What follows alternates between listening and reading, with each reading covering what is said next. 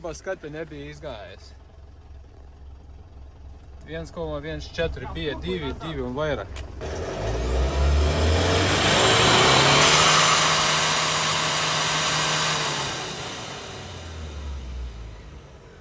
Dūmai vispār nav. Un kāds rādījums tagad? Pūš no izputē nenormāli skaļi. Nu, labs rādītājs. Un cik bija skate? 2,2. Un skate bija 2, 2, 4, 2, 4, 2, 4. Jau negāja cauri. Spiedam gāzes pedāli.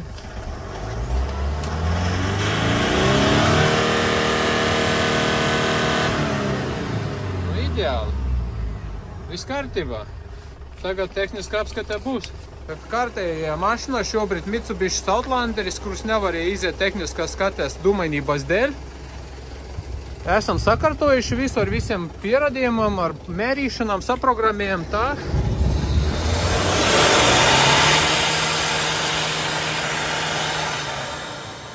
Skaņa liela.